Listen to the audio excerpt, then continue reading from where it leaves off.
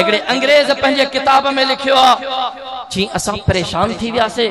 असां हैरान थी वियासे, हे मौलवी पंहिंजे मौक़िफ़ तां हटन छो नथा, डटे पंहिंजे मौक़िफ़ ते छो बीही रहिया आहिनि, छा ॻाल्हि आहे? असांजा इजलास थिया, मुशावरत कईसे,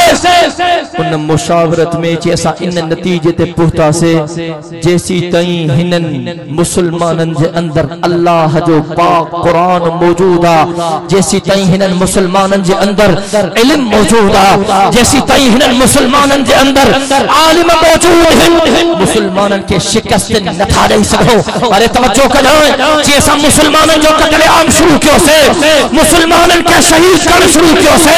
तो क्या हिंदुस्तान के सरजमीन का पेशावर के सरजमीन ताईं हर वर में वक्त जो जिंदत आलिम तंगल नजरी दो। तवज्जो कजे अली नवाज के परवारा मुसलमानन के तेलन जे कड़ाहन में इं पचायो वियो जे तहां सा पकौड़न के पचाइंदा हो। अल्लाह जो कसम, वो अंग्रेज पंहिंजे किताब में लिखे थो जी मां कमरे में वेठो हूं, मुखे बदबू आई, थपाई सरण जी, मां कमरे खां बाहिर निकम ॾिठुम असां वारा फौजी कम में लगा पिया हा, मुसलमानन जे आलिमन खे बाह में साड़िन पिया, हिकड़ा बाह में सड़न पिया, ॿिया नंगा बाह में सड़न जे इंतजार में बीठा हा। मारे तवज्जो जी मां मंजर दिसी हैरान थी वियुम, जेके बाह जे अंदर सड़न पिया उन्हनि जे ज़ुबाननि ते भी को वावेलो न हो, जेका सड़न जे इंतजार में बीठा हा उन्हनि जे ज़ुबाननि में भी को वलवलो न हो, उन्हनि जे ज़ुबाननि ते सदा हुई, उहा सदा हुई ला इलाहा इल्लल्लाह मुहम्मदुर रसूल। वक्त मुख्तसर मा मुख्तसर जुल्मन जा इंतहा थी वई, जबरन जी इंतहा थी वई, काफिरन के शिकस्त ॾियणी आ, इनका जान छॾाइणी आ। मारे तवज्जो कजो, अंग्रेजन के भजाइणो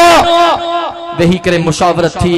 उन मुशावरत खां पोइ जमियत उलमा इस्लाम वजूद में आई। मारे तवज्जो कजाए, मौलाना किफायतुल्लाह रहमतुल्लाह अलैह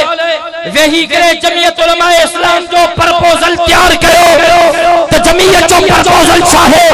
जमियत जो बुनियाद चाहे, केड़ी ॻाल्हियूं असांजे बुनियाद में हैं, अॼु भी तुझो मंशूर आ अल्लाह जी इबादत, रसूलुल्लाह सल्लल्लाहु अलैहि वसल्लम जी इताअत, हर ज़ालिम सां बगावत, हर मज़लूम जी हिमायत, बिला